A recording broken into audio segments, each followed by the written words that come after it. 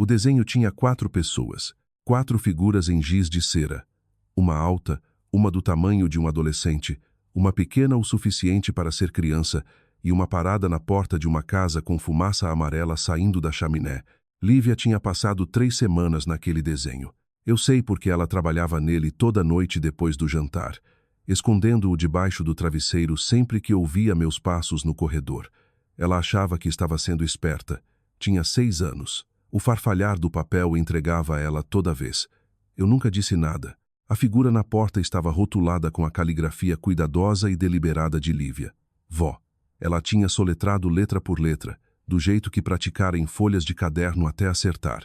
Não vovó, como uma palavra que ela já conhecia. Como uma palavra que estava aprendendo. Ela tinha desenhado uma avó que nunca tivera de verdade. Naquela manhã de sábado, o desenho estava sobre o balcão da cozinha, embrulhado em papel de seda rosa preso com fita demais. Lívia tinha usado quase o rolo inteiro, voltando várias vezes sobre as bordas já seladas, alisando cada camada com as palmas das mãos. Eu estava fazendo café quando Mateus apareceu na porta atrás de mim. Ele estava de meias e encostou o ombro no batente, do jeito que vinha encostando em tudo desde que crescera o suficiente para o mundo não caber mais nele como antes. Ele disse meu nome. Não mãe. Do jeito que Lívia dizia como uma sílaba só que podia significar qualquer coisa de estou com fome, a o céu está caindo. Ele disse do jeito que dizia a maioria das coisas. Baixinho, como uma porta empurrada só o suficiente para passar. Preciso te contar uma coisa antes de irmos. Eu servi meu café. Lá fora, o cachorro do vizinho latia para algo no beco, latidos curtos, agudos, insistentes. O tipo de som que você aprende a ignorar quando mora num lugar tempo suficiente. Eu disse para ele falar. Ele tinha encontrado as fotos 1 mês antes. Estava ajudando minha mãe a limpar o armário do corredor de cima. Ela tinha forçado alguma coisa no ombro e não alcançava a prateleira de cima. E enquanto ele movia as caixas, uma delas se abriu. Uma caixa de sapato velha, do tipo cuja tampa não fecha direito. Dentro, fotografias, não as emolduradas, as soltas, as que não entram em álbuns, dezenas delas. A maioria era comum, mas havia uma que não era. Uma menina, talvez 7 ou 8 anos, parada na frente de uma casa pré, fabricada num terreno de terra. A lateral de metal estava amassada e manchada na borda de baixo. O casaco da menina era pequeno demais. Os punhos paravam antes dos pulsos. Ela não sorria, não fazia careta. Só olhava para a câmera com aquela expressão firme e plana que pertence a crianças que já aprenderam que não adianta performar para adultos. No verso da foto, em lápis desbotado, um endereço no interior de Goiás. 1 ano, 1970. Minha mãe nascera em 1962. Mateus me contou isso parado na minha cozinha numa manhã de sábado, e quando terminou não disse mais nada. Só observou meu rosto. Coloquei a xícara de café no balcão e, por um momento, o único som na casa era Lívia no banheiro, cantando algo para si mesma, uma música sem melodia, inventada na hora, do tipo que ela criava o tempo todo e nunca lembrava depois. Interior de Goiás. Minha mãe, que mantinha uma casa no Batel que espanava toda quinta-feira. Minha mãe, que certa vez descrevera um restaurante como não é o tipo de lugar onde eu levaria alguém que eu quisesse impressionar. Minha mãe, que passara 34 anos me dizendo, de formas grandes, pequenas e cirúrgicas, que eu não conseguira viver à altura da vida que ela imaginara para mim. Minha mãe crescera numa casa pré, fabricada com lateral amassada. Tinha crescido mais pobre do que eu era agora. Fiquei parada no balcão e deixei aquilo se reorganizar dentro de mim. Não foi uma reorganização confortável. Foi o tipo que acontece quando você segurou uma imagem num ângulo a vida inteira. Alguém inclina um pouco e, de repente, você consegue ver o que estava ali o tempo todo. Mateus disse, eu quase não te contei. Por que contou? Ele pegou uma maçã da fruteira, virou-a na mão. Porque achei que você precisava saber antes de irmos para lá, não depois. Ele tinha 15 anos. Tinha descoberto algo em 1 mês que me levara 34 anos para começar a suspeitar que a crueldade da minha mãe não era sobre padrões. Não era sobre gosto. Não era sobre amor expresso de lado numa linguagem que eu simplesmente falhara em aprender. Era sobre terror. Era sobre uma mulher que correra muito longe e muito rápido e que não conseguia parar de correr mesmo quando estava parada. Eu não cancelei o jantar. Pensei nisso. Fiquei parada naquele balcão por mais tempo do que deveria. Tempo suficiente para o café esfriar. E pensei, eu poderia ligar e dizer que uma das crianças está doente. Poderia nos dar mais uma semana. Poderia esperar até ter as palavras certas. O jeito certo de trazer isso à tona. O ângulo certo. Mas não havia ângulo certo. Só havia a verdade. E a verdade era que minha mãe tinha um padrão pelo qual eu vinha arrumando desculpas desde antes de Lívia nascer. E Lívia tinha 6 anos. E Lívia tinha passado 3 semanas desenhando uma avó que morava numa casa com fumaça amarela saindo da chaminé. Subi e me vesti. Lívia já estava no corredor quando saí, apertando o embrulho de papel de seda rosa contra o peito com os 2 braços. Estava usando os sapatos bons, os que ela mesma escolhera na loja Brancos, com uma pequena fivela que agora conseguia fechar sozinha sem pedir ajuda. Ela tinha tanto orgulho daquela fivela. Posso entregar assim que chegarmos? Depois do jantar eu disse, vamos dar tempo para a vovó se ajeitar. O nariz de Lívia se franziu do jeito que fazia quando ela pesava alguma coisa. Mas e se ela achar que é outra coisa? E se achar que não é para ela? Mateus desceu as escadas atrás de nós. Chaves do carro na mão porque eu começara a deixar ele dirigir em estacionamentos. Um pequeno acordo que o fazia se sentir capaz e não me custava nada. Ele olhou para Lívia, depois para mim, e algo passou entre nós que nenhum dos dois nomeou. Ela vai saber que é para ela, eu disse. Fomos para o carro, dei ré na garagem e virei na rua. E a cidade se abriu ao nosso redor do jeito que sempre fazia num sábado sem pressa, comum, um pouco cinzenta nas bordas por causa do céu de outubro. Lívia falou da semana dela. Tinha aprendido uma palavra nova na escola. Magnífica. Já usara 4 vezes. Mateus não disse nada. Observava as ruas passarem, cotovelo na janela, e eu o observava pelo retrovisor mais do que observava a estrada. Eu tinha um objetivo ao ir para aquele jantar. Não brigar, não acusar, não chegar com as fotos da caixa de sapato expostas como provas de um caso que eu vinha construindo havia anos. Eu queria dar à minha mãe a chance de ser quem ela poderia ser, uma chance clara e honesta, numa sala onde os netos dela estavam sentados à mesa.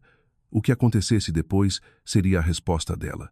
Eu só não sabia ainda que Mateus já tinha a própria resposta pronta e que aguardara por um mês, esperando o momento exato para colocar lá na mesa. A casa da minha mãe no Batel não era grande, mas funcionava no princípio de que tamanho e importância são medidas diferentes.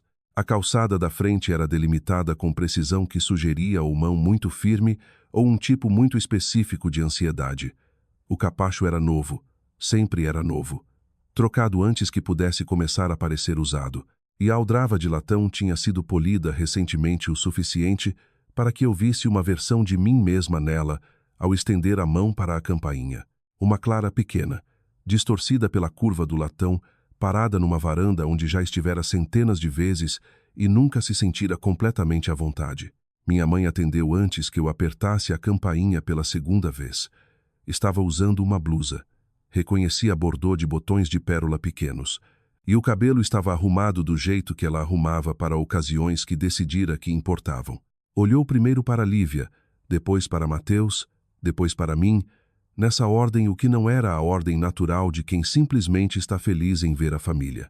Abriu mais a porta. A casa cheirava como sempre, algo assando por baixo, algo floral. O cheiro de esforço e a apresentação sobrepostos até não se conseguir separar.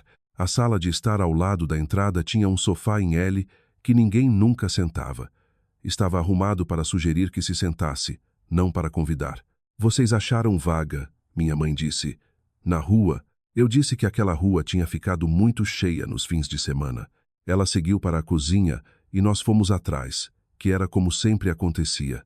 Minha mãe se movia pela casa e a casa se rearrumava ao redor dela como água se abrindo. Mateus, você ficou mais alto de novo. Um pouco, Mateus disse. Você come o suficiente. Como? Lívia tinha ido até a sala de jantar, onde conseguia ver que a mesa estava posta com a louça boa. Olhou para mim com olhos arregalados. Lívia, que comia em pratos com personagens de desenho, registrava mesas formais do jeito que registrava fogos de artifício. O jantar era frango ao molho branco, vagem com amêndoas e pãezinhos comprados na padaria porque minha mãe não assava pão. Tinha uma filosofia firme sobre o que valia a pena fazer ela mesma e o que não valia. Eu crescera aprendendo as categorias, sem nunca entender completamente a lógica por trás delas. Sentamos. Nos primeiros minutos, foi comum. Lívia descreveu a semana com o entusiasmo que aplicava a tudo, disparando a palavra magnífica, uma história sobre um menino da escola que conseguia arrotar o alfabeto e uma explicação detalhada de por que o peixinho da professora tinha morrido. Mateus comeu de forma constante e não disse nada, que era o padrão dele à mesa da minha mãe. Então minha mãe disse: Mateus, você pensou mais em onde quer estudar depois do ensino médio? Um pouco, ele disse, porque a faculdade federal não é mais o que era. Você ia querer olhar faculdades particulares. Sua mãe não fez faculdade particular, e isso limita suas opções de formas que você nem sempre enxerga. Passei a vagem para Lívia. Era assim que funcionava. Os cortes vinham dobrados na conversa, enfiados entre palavras comuns, de modo que responder a eles significava parar a frase inteira para tirar a lâmina, o que sempre fazia você parecer o problema. Eu passara anos respondendo esses cortes, desviando deles, mudando de assunto, rindo um pouco, oferecendo informações que ela não pedira para preencher o espaço antes que ela mesma o preenchesse. Dessa vez deixei a frase dela ali. Ela olhou para mim. Servi-me do frango. O distrito escolar tem passado por dificuldades mesmo, ela disse. Outro corte agora. Olhei as notas da escola da Lívia. Não sei se o foco em artes está realmente servindo as crianças que precisam de uma base mais sólida. Lívia, que me observava desde o primeiro corte, me observou de novo agora. Tinha uma antena infantil precisa para atenção no corpo da mãe. Nada naquela conversa era para ela, mas ela recebia tudo. A Lívia está indo muito bem, eu disse. Tenho certeza que sim. Só estou dizendo que existem outras opções. Tem programas de excelência.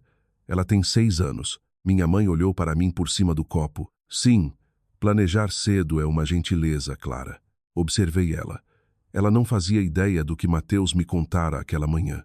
Não fazia ideia de que a arquitetura cuidadosa de quem ela se apresentara para ser por 62 anos tinha, um mês atrás, sido vista por um adolescente de 15 anos procurando caixas num armário do andar de cima. Estava sentada à própria mesa, na casa com calçada delimitada, aldrava polida e sofá em L que ninguém sentava. E tinha absoluta certeza de que estava ganhando. Lívia empurrou a cadeira para trás e desapareceu na entrada sem pedir, como às vezes fazia quando precisava de um momento ou não conseguia mais esperar. Eu sabia para onde ela estava indo. Observei a porta da cozinha. Mateus pousou o garfo sem fazer barulho. As mãos dele ficaram planas dos 2 lados do prato. O que quer que fosse acontecer, eu não ia administrar para ficar menor. Pela primeira vez em 34 anos, eu ia deixar minha mãe responder por si mesma. Lívia voltou segurando o embrulho de papel de seda rosa com os 2 braços, a fita pegando luz em pedaços irregulares. Ela tinha consertado um canto no caminho. Dava para ver a sobreposição fresca, ligeiramente torta porque ela era o tipo de criança que notava coisas se desfazendo e tentava consertar. Caminhou até o lugar da minha mãe na mesa. O rosto da minha mãe mudou para a expressão que usava para gestos de crianças. Acomodada, paciente, um pouco distante, do jeito que se olha para algo que não se tem estrutura para dar valor. Lívia colocou o embrulho na frente dela e deu um passo para trás, mãos unidas na cintura do jeito que fazia quando estava sendo o mais cuidadosa possível. Eu fiz para você, Lívia disse. Demorei muito tempo. Minha mãe olhou para o papel de seda. Depois puxou a fita delicadamente, do jeito que fazia tudo delicadamente, e dobrou para trás. O desenho. 4 figuras em giz de cera num cartão branco. A casa atrás delas tinha fumaça amarela saindo da chaminé e 2 janelas com cortininhas pequenas. As figuras mais altas estavam dos 2 lados das menores, e na porta, separada do grupo recebendo-os, estava a figura em que Lívia passara mais tempo. Dava para ver pelo detalhe extra o sombreamento que tentara nas roupas, o cabelo desenhado em traços individuais. Abaixo, em letras grandes e cuidadosas. Vó, minha mãe olhou. 3 segundos. 4. O tipo de silêncio que não parece pensamento. Depois pegou o desenho e colocou de lado do prato. Não para olhar melhor. Não para guardar em lugar seguro. Colocou de lado do jeito que se coloca de lado a correspondência que não precisa abrir. Crianças de origem pobre não me chamam de vó. Colocou na voz de mesa de jantar. A que usava para discutir bairros e valores de imóveis e outros assuntos que exigiam clareza. Não aquecida, nem mesmo rancorosa.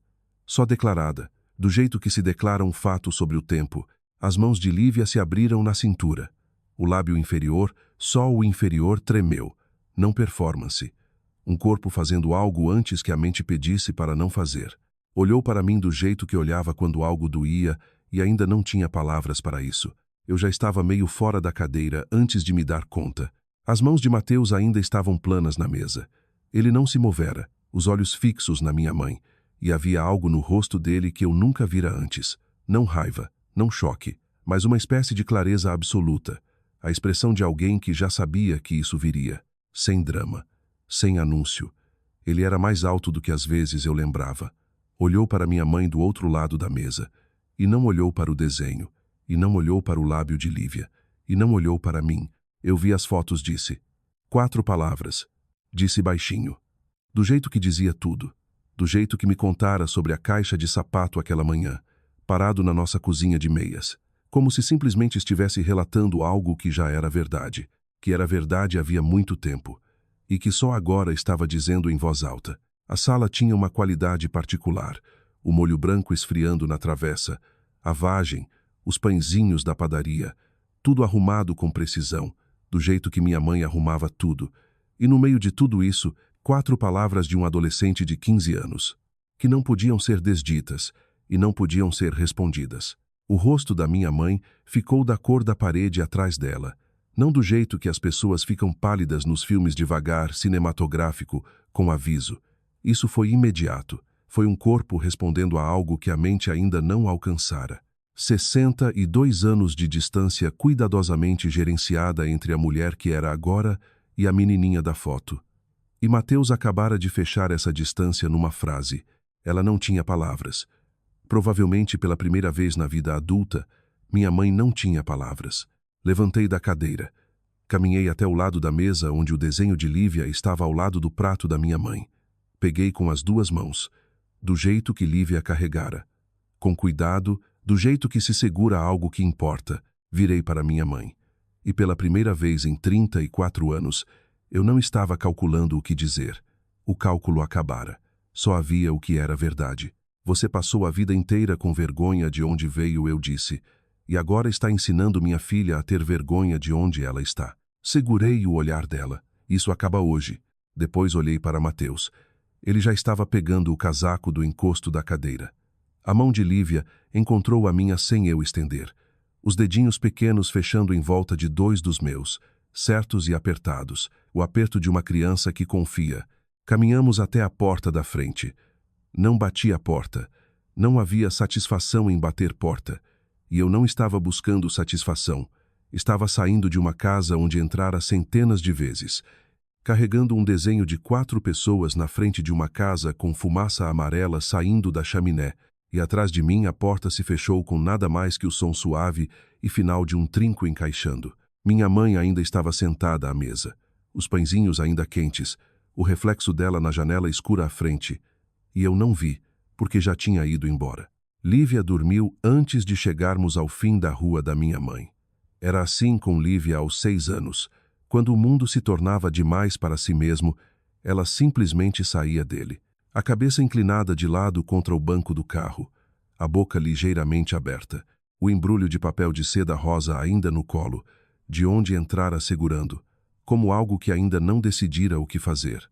Um dos sapatos bons tinha saído meio do pé, sem ela perceber. A fivela que aprendera a fechar sozinha ainda estava presa. Dirigi. Mateus ia no banco do passageiro com a janela aberta 2 dedos. Fazia isso desde o verão. Abria a janela independentemente da temperatura. Alguma coisa sobre gostar do som do ar passando. Eu parara de perguntar. Algumas coisas sobre um adolescente de 15 anos não são para entender, só para notar. Estávamos a 6 quarteirões quando ele falou. Foi certo o que eu fiz? Disse. Mantive as mãos em 10 e 2. Lá fora, as ruas de outubro passavam. Uma lavanderia com luzes ainda acesas. Uma mulher passeando com um cachorro grande, Um posto de gasolina com uma bomba acesa e 3 apagadas. Coisas comuns. O que você fez, eu disse. Sim. Foi certo. Ele virou o embrulho de papel de seda nas mãos. Tinha pegado da mesa na saída, sem eu notar. O desenho ainda intacto dentro. Ele pensara em trazer. Eu quase te contei para não ir, disse. Ontem à noite, quase bati na sua porta. Por que não bateu? Ficou quieto um momento, olhando a rua. Porque acho que você precisava ver por si mesma. Não só saber. Ver. O semáforo à frente ficou amarelo. Freiei cedo, como sempre fazia. E ficamos no vermelho em silêncio, enquanto um ônibus passava gemendo pela rua transversal, janelas acesas e quase vazias. Pensei no que ele acabara de dizer. Ele estava certo. E o que me incomodava era o quanto estava certo, porque aquele tipo de precisão sobre outra pessoa, a capacidade de saber não só o que ela precisa, mas quando precisa chegar sozinha, não era algo que eu ensinara a ele. Era algo que ele desenvolvera do jeito particular que crianças desenvolvem quando passam anos numa casa onde os adultos nem sempre estavam lidando bem, e alguém precisava prestar muita atenção. Pensei nisso por uns 2 quilômetros até virar algo que eu teria que guardar em outro lugar e pensar depois, quando estivesse sozinha. Vou voltar hoje à noite, eu disse. Não era pergunta. Não era proposta. Disse do jeito que se diz coisas que já decidiu, antes mesmo de se dar conta de que estava decidindo. Mateus não virou a cabeça. Oisai, você sabe, você não é o tipo de pessoa que deixa as coisas inacabadas. Lívia fez um som pequeno no banco de trás, um murmúrio. Uma sílaba que não significava nada. O tipo de som que crianças fazem quando sonham com algo que não conseguem nomear. O sapato tinha saído completamente agora e estava de lado no tapete, a fivela ainda presa em nada. Olhei para ele pelo retrovisor. Havia algo no meu peito que não tinha nome limpo. Não era raiva, a raiva tinha ficado quieta quando saímos pela porta. Queimara sozinha naquelas 2 frases que eu disse para minha mãe e deixara algo mais frio e mais firme atrás. Não era exatamente luto, embora houvesse algo de luto nele.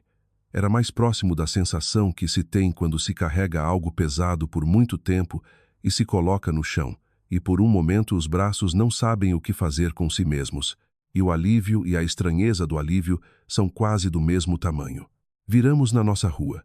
A casa estava no 3º lote da esquina pequena, alugada, a luz da varanda acesa, porque eu começara a deixar acesa em outubro, quando as noites chegavam cedo. O ipê da frente tinha ficado todo laranja na semana anterior e agora estava no meio da queda, as folhas se acumulando contra o degrau da frente de um jeito que eu pretendia varrer e não varrera. Mateus oferecera 2 vezes. Eu dissera 2 vezes que ia fazer. Estacionei na garagem e fiquei um momento com o motor desligado. O bairro se acomodou ao nosso redor. Alguém 2 casas adiante estava cozinhando. Algo com sugestão fraca de alho, e óleo entrava pela janela entreaberta de Mateus. De dentro da nossa casa, pela janela da frente, a luz do corredor era visível, a que Lívia sempre pedia para eu deixar acesa. Eu pego ela, Mateus disse. Deu a volta até a porta de Lívia e abriu com cuidado. E a pegou do jeito que pegava desde que ela era bebê, e ele tinha 9 anos, e me perguntara umas 40 vezes nas 2 primeiras semanas se podia segurá-la. Ela subiu sem acordar, cabeça no ombro dele, pé de meia balançando. Ele a carregou para a porta da frente. Observei os 2. Há coisas que se vê como mãe que não se consegue colocar em palavras sem achatar. Momentos que existem em 3 dimensões e que a linguagem só consegue renderizar em 2. Meu filho carregando minha filha em direção à porta iluminada de uma casa que não era grande, não era nossa e era inteiramente nosso lar, o desenho enfiado debaixo do braço livre. Fiquei na garagem até eles entrarem. Depois olhei o relógio no painel. 7h43. Minha mãe ainda estaria acordada. Ela ia dormir tarde, sempre. Algo a ver com um hábito dos anos em que trabalhara à noite que nunca se desenrolara completamente. Estaria na casa dela com o sofá em L que ninguém sentava, os pãezinhos ainda na cesta e a mesa de jantar, posta para um jantar que terminara cedo. Eu dissera o que precisava dizer naquela sala de jantar. Mas dissera na saída, com a porta às costas, com meus filhos ao lado. Dissera no volume de quem estava indo embora. O que eu precisava dizer em seguida exigia um tipo diferente de sala. Uma onde nenhum de nós tivesse outro lugar para estar. Mandei mensagem para Mateus. Volto em 1 hora. Tranca a casa. 3 pontinhos apareceram imediatamente. Depois, ok, dei ré. Saí da garagem. A cidade estava mais quieta às 8 num sábado não vazia, mas mais baixa. Como uma sala depois da festa, a qualidade particular do ar que fica quando o barulho diminui e o que resta é mais honesto. Dirigi de volta para o batel com o rádio desligado, janelas fechadas e o que havia no meu peito se acomodando em algo com que eu conseguia trabalhar. Não estava voltando para pedir desculpas, não estava voltando para me explicar, ou suavizar o que dissera, ou dar à minha mãe uma saída elegante do canto em que se colocara.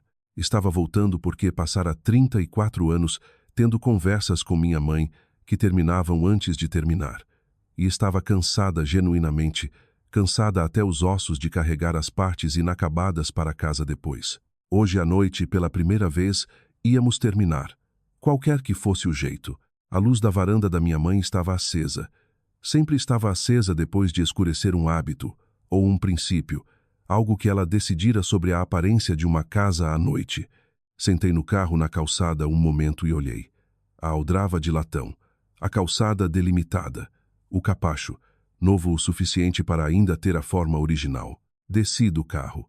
A noite estava fria do jeito específico de outubro no Paraná, ainda não amarga, mas com clareza, o ar afiado o suficiente para notar o interior do nariz. Meus passos na calçada foram o único som do quarteirão. Cheguei à porta e bati. 7 segundos. 8. Depois a luz na janela lateral mudou e a porta se abriu. Minha mãe ainda estava vestida. Não tinha trocado a blusa bordô. O cabelo estava igual. Mas algo no rosto dela se desfizera nas horas, desde que saímos não dramaticamente, não visivelmente, talvez nem para quem não tivesse passado a vida aprendendo o rosto dela. Mas eu tinha.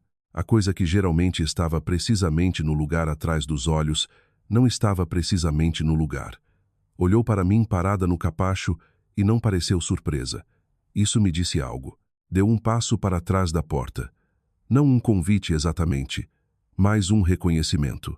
Entrei. Ficamos no hall de entrada, não na sala de estar com o sofá em L, não na cozinha onde o jantar acontecera. O hall de entrada, que não era nem dentro nem fora, o que pareceu apropriado, o armário de casacos de um lado, a mesinha do hall com o abajur de cerâmica, um espelho acima da mesa que sempre fazia aquele corredor parecer mais longo do que era. Você não precisava voltar, ela disse. Oisai. Cruzou as mãos na frente do corpo. Era um gesto que eu reconhecia o que usava em situações em que decidia o que fazer consigo mesma. O que você disse, Clara? Eu quis dizer. Ela parou. Observei ela alcançar a versão de si mesma que usara por 62 anos, a versão composta. Aqui encontrava o registro certo para cada situação.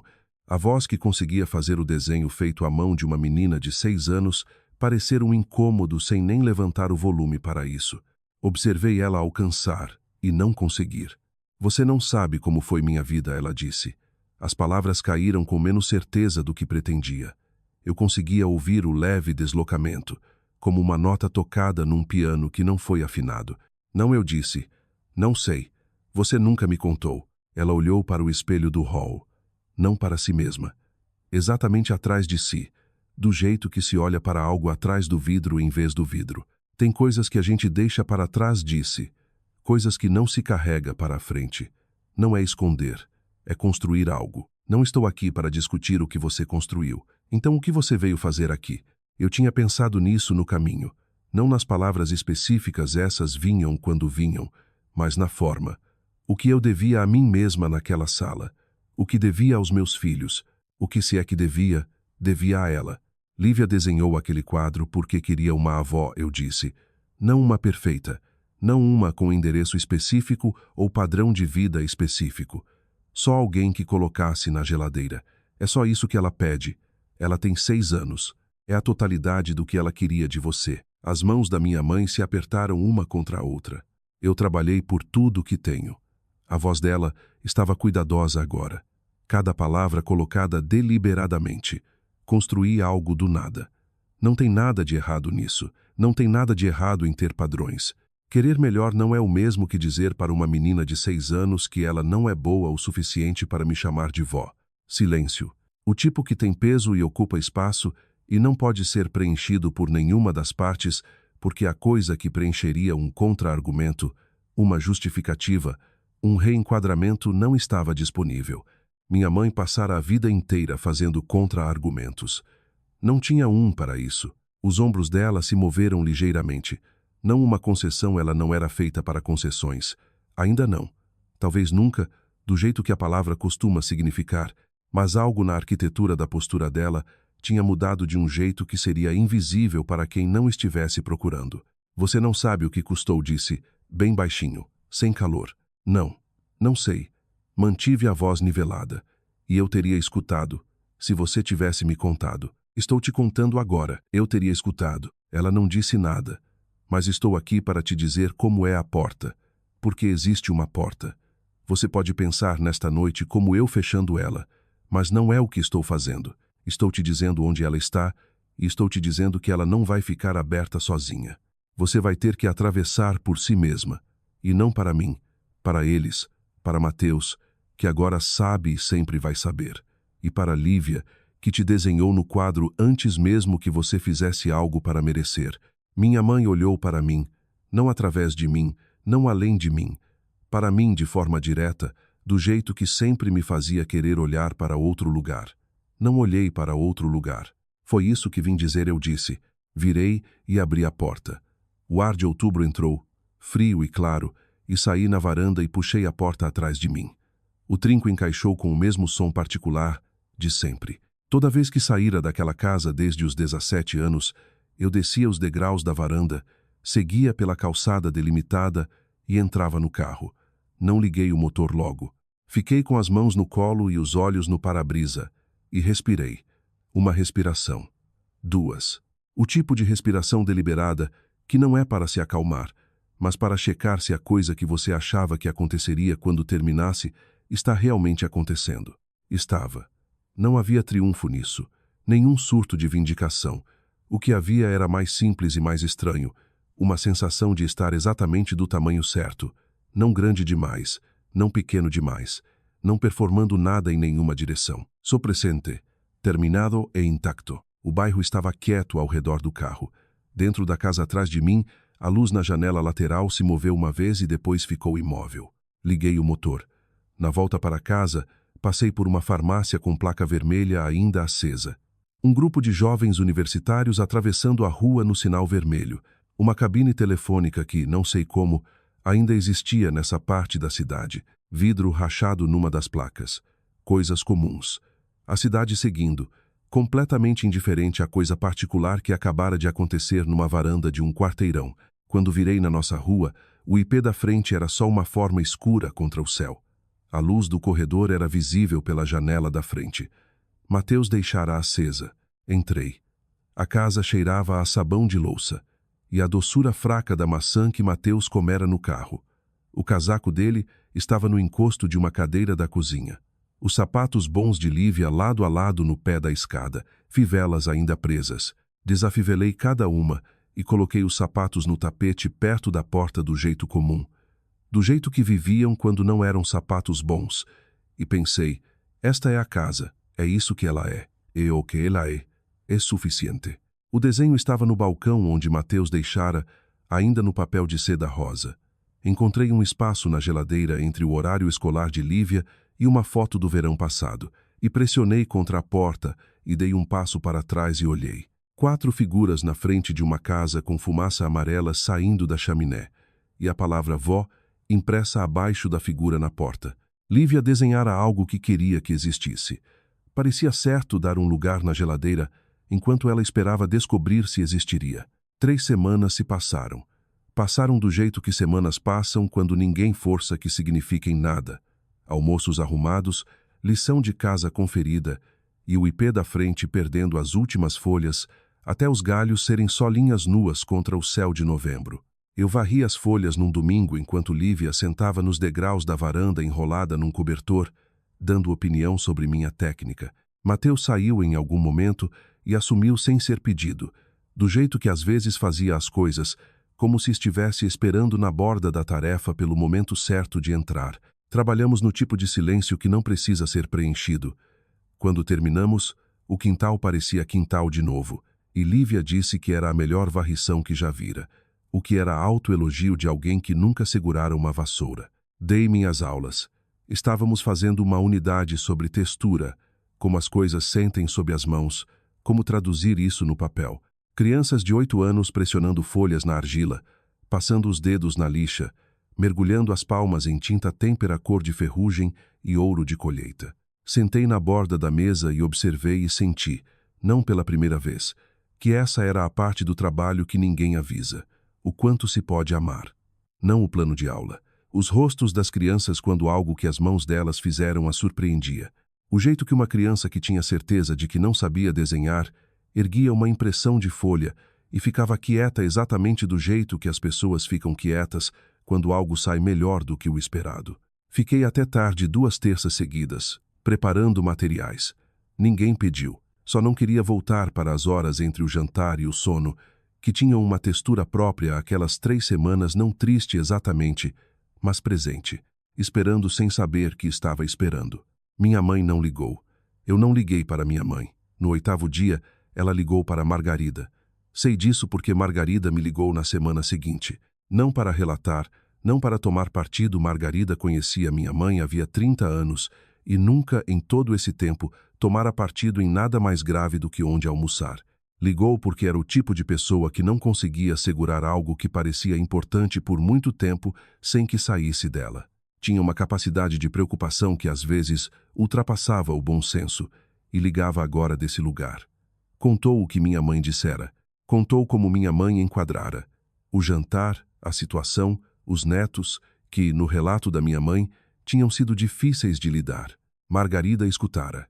Era boa ouvinte. Tinha o tipo de silêncio que faz as pessoas se sentirem ouvidas o suficiente para continuar. O que minha mãe fizera, até o fim, momento em que Margarida dissera a única coisa que conseguira pensar que era verdade. Doroteia, você disse isso para uma menina de 6 anos. Uma frase.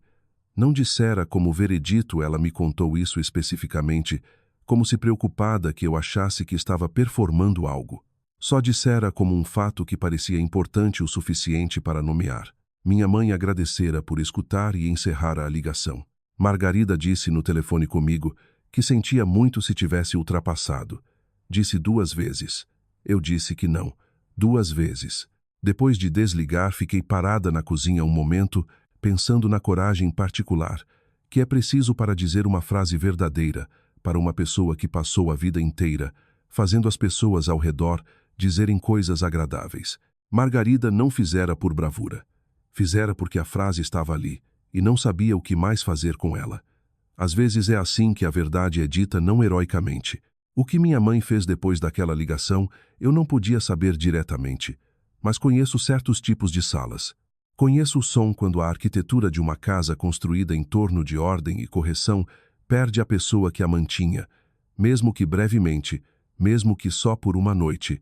Conheço a qualidade de silêncio que pertence a esse tipo de espaço quando alguém se senta nele sem a armadura. E sei que existe uma caixa de sapato num armário do corredor de cima na casa da minha mãe. Sei o que tem dentro. Eu vinha virando, nas semanas desde aquele sábado, algo que Mateus dissera no carro voltando para casa, o jeito específico como descrevera encontrar as fotos. Não dissera que ficara chocado, não dissera que ficara confuso. Dissera que olhara para a menininha da foto por um longo tempo, depois colocara a tampa de volta na caixa e a levara de volta para a prateleira onde encontrara. E não contara para ninguém por um mês, porque estava tentando descobrir o que fazer com o saber. Um adolescente de 15 anos tentando descobrir o que fazer com o saber. Pensei em minha mãe fazendo a mesma coisa, sozinha na casa dela numa noite de novembro, abrindo a caixa não por motivo que conseguisse explicar. Só porque estava lá, a casa estava quieta, e algo mudara o suficiente para que as razões comuns para manter lá fechada não parecessem mais comuns. Tirando a foto, olhando para a menininha, torci para que visse o que Mateus vira, uma criança fazendo o que estava ao alcance, sobrevivendo ao clima que lhe fora dado. Eu não podia saber se ela viu. 3 semanas e não podia saber. O que eu tinha era minha casa e meus filhos nela, e a vida particular e contínua daquelas 3 semanas que não perguntava nada sobre minha mãe e exigia tudo de mim, do jeito comum. O desenho ficou na geladeira. Lívia checava como checava a planta de feijão, que ganhara a terceira folha e fora mudada para o parapeito mais ensolarado. Uma noite, desci e encontrei ela parada na frente da geladeira com um giz de cera, língua pressionada no canto da boca, na expressão de esforço concentrado que fazia quando estava fazendo algo que decidira ser importante. Quando me ouviu, virou, não exatamente culpada, não exatamente atrevida, em algum lugar entre. A expressão de uma pessoa que pensara nisso e decidira que a conclusão justificava a ação. Estou deixando mais certo, disse. Olhei para o desenho. Ela acrescentara uma figura no canto inferior direito, perto da borda do papel, pequena, menor que as outras 4, posicionada como se aproximando de fora da moldura. Vindo de algum lugar fora da página, andando em direção à casa com fumaça amarela. Não rotulara essa. Nenhuma letra cuidadosa, nenhuma soletração praticada. A figura só estava ali na margem, sem se comprometer com nenhuma direção. Um passo da borda do papel e um passo da casa. Quem é essa? Perguntei. Lívia recolocou a tampa do giz de cera. Pensou na pergunta do jeito que pensava em perguntas sem respostas fáceis, que era com o rosto inteiro. Ainda não sei, disse. Talvez. Devolveu o giz de cera à caixa e considerou o desenho mais uma vez. Depois voltou para o sofá. Fiquei na cozinha olhando. A figura sem rótulo na borda. Uma palavra abaixo dela, não um nome, uma possibilidade. Lívia olhara aquele canto vazio do papel e decidira não deixar vazio, e também não decidir o que chamar do que colocar ali. Tinha 6 anos. Já era melhor nisso do que eu aos 34. Na terça-feira seguinte de manhã, desci e encontrei Mateus no fogão. Estava fazendo ovos o suficiente para 3, a frigideira fazendo o som particular da manteiga logo depois da espuma. Sem ocasião, sem anúncio. Só levantara e decidira. Colocou os pratos na mesa sem comentário e comemos. Lívia usou a palavra luminoso em 3 frases sobre os ovos e uma sobre a luz da manhã na janela. O que Mateus disse ser um uso melhor. Debateram isso com a seriedade de quem acha que palavras valem a pena acertar. Bebi meu café e observei os dois. E tive a sensação, não pela primeira vez, mas com uma clareza que nem sempre tivera de que fosse o que fosse isso, sentar à mesa com essas 2 pessoas específicas numa manhã comum de terça. Não era prêmio de consolação, não era a vida menor em vez da maior. Era a coisa em si. A substância real de um dia, que não era drama, nem resolução, nem vindicação, mas ovos, e uma palavra boa, e a manga de alguém puxada para cima, onde a manteiga respingara. O que quer que acontecesse com minha mãe não tinha relação com esta mesa. A mesa era real independentemente. Naquele sábado, Lívia estava no sofá assistindo algo com pinguins animados quando silenciou no meio do episódio e virou para me olhar do outro lado da sala. A vovó vai ligar? Perguntou do jeito que perguntava a maioria das perguntas diretas, claramente, sem suavizar, como se tivesse virado aquilo tempo suficiente para ficar pesado demais para carregar e precisasse colocar em algum lugar. Atravessei a sala e sentei na cadeira em frente a ela. Não sei, filha. Olhou para as mãos no colo um momento. Porque ela foi má comigo? Sim. Ela sabe que foi má? Pensei numa mulher num hall de entrada, alcançando algo que não estava mais lá. Pensei num telefonema que terminara com uma frase. Pensei numa caixa de sapato que ficara numa prateleira por 50 anos. E como seria finalmente abri-la sem saber o que estava procurando. Acho que ela está começando a entender, eu disse. Lívia assentiu, não o aceno rápido de uma criança que recebeu a resposta que queria, mas o aceno mais lento de uma criança processando algo que não cabe num recipiente simples. Olhou de volta para a televisão, para os pinguins pausados, para o quadro congelado de qualquer aventura em que estivessem no meio. Tá bom, disse. Desmutou. Não, perdão, ela ainda não tinha todo o equipamento para isso e eu não ia fingir que tinha, mas algo nas vizinhanças da paciência. A paciência de uma pessoa que desenhara uma figura na borda de um quadro, escrevera, talvez embaixo, e decidira que era suficiente por enquanto, que podia deixar ali e ver. Isso foi num sábado à tarde, terceira semana de novembro. 1 hora depois, eu estava na cozinha, não fazendo nada em particular, enxaguando uma caneca, olhando pela janela para o ipê pelado, pensando em nada que depois pareceria importante quando ouvi a batida na porta da frente. Não alta, Não a batida de alguém certo do seu acolhimento. A batida de alguém que ficara um momento na varanda primeiro, decidindo. Coloquei a caneca. Pela janela da frente, conseguia ver a varanda de um ângulo. Não diretamente, mas o suficiente para distinguir uma figura parada na porta. A forma de um casaco. Escuro, prático, não a blusa bordô. Não nada que eu reconhecesse como a apresentação particular que minha mãe montava quando ia a algum lugar que importava para ela. Fui até a porta e abri. Ela não estava arrumada. Em 34 anos, eu nunca vira minha mãe não arrumada. Nem nas manhãs em que não esperava visitas, nem no dia do enterro do meu pai, nem na vez em que teve gripe tão forte que mal conseguia ficar de pé. Sempre fora a manutenção básica, o mínimo que considerava devido ao mundo. Cabelo arrumado, ou pelo menos preso, uma blusa com botões, não um cardigã aberto. A postura particular que não era rigidez, mas sua própria disciplina. Nada disso estava presente agora. O cabelo não estava arrumado. Escovara, mas só escovara. E havia um pedaço perto da têmpora que escapara do que fizera com o resto e seguira seu próprio caminho. Estava usando um casaco. Não reconheci um casaco azul marinho simples. Não o bege que usava quando queria parecer de certo jeito. Por baixo, um suéter cinza. Não colocara brincos. Estava segurando uma caixa de sapato. Uma velha a tampa ligeiramente amassada num canto. O nome da marca do lado desbotado até a ilegibilidade. Segurava com as duas mãos contra o corpo, do jeito que se segura algo que se carrega há um tempo. Olhou para mim parada na porta da minha casa. Dei um passo para trás. Não largo, só o suficiente. Ela entrou. Não olhou ao redor da casa do jeito que sempre olhara nas raras ocasiões em que estivera dentro. Do jeito que fazia inventário de tudo contra algum padrão interno e achava a maioria querendo. Olhou para a mesa da cozinha. Caminhou até ela e colocou a caixa de sapato.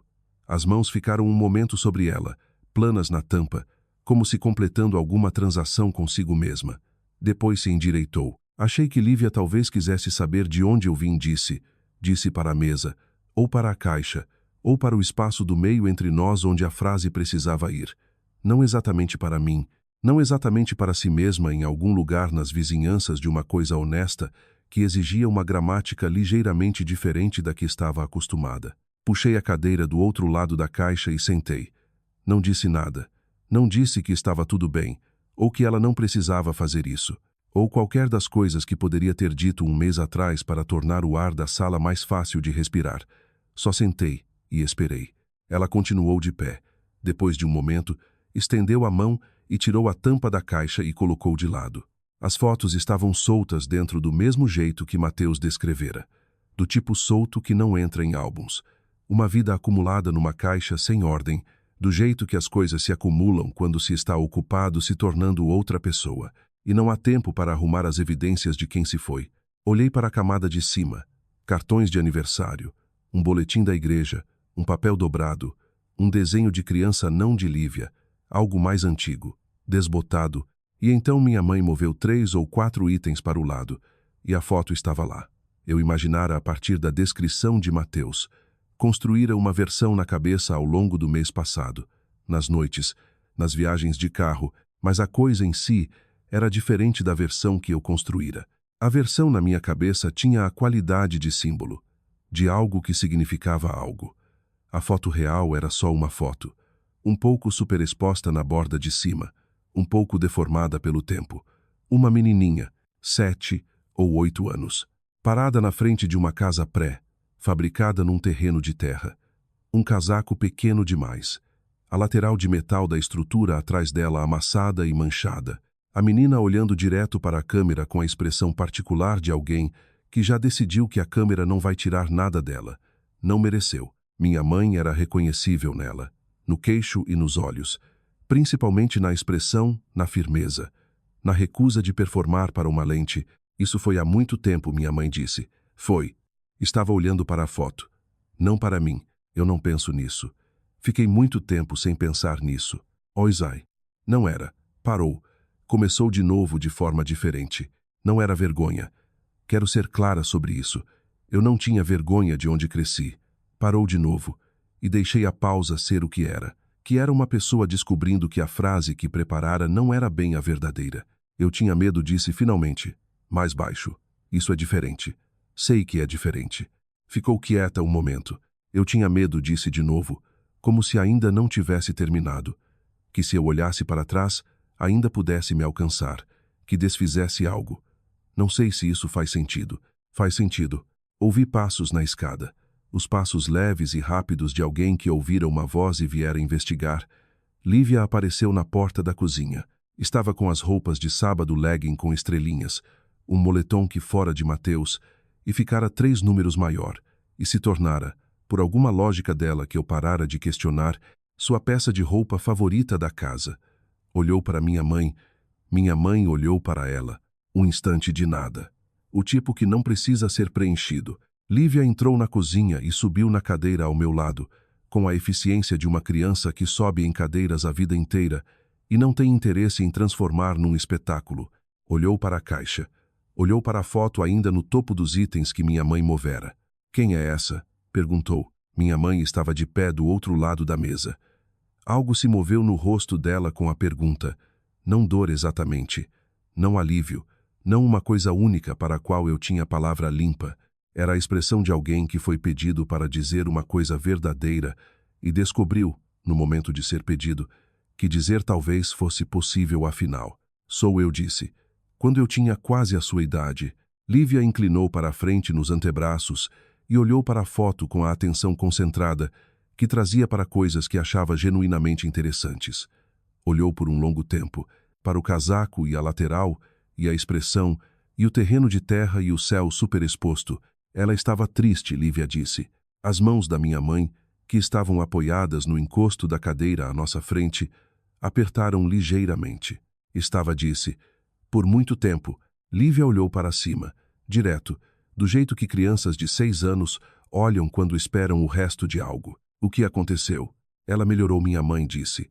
Era a coisa mais simples e verdadeira que dissera em 34 anos de eu conhecer.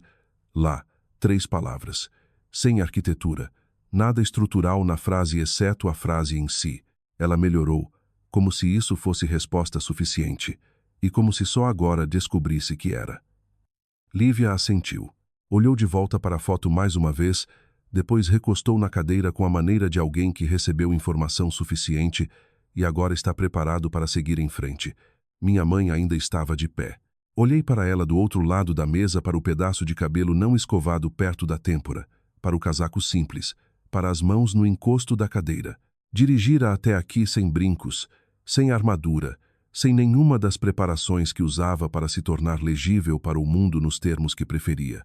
Ficara na minha varanda e batera de um jeito que não assumia nada. Trouxeram uma caixa em vez de um pedido de desculpas, porque caixa era o que tinha.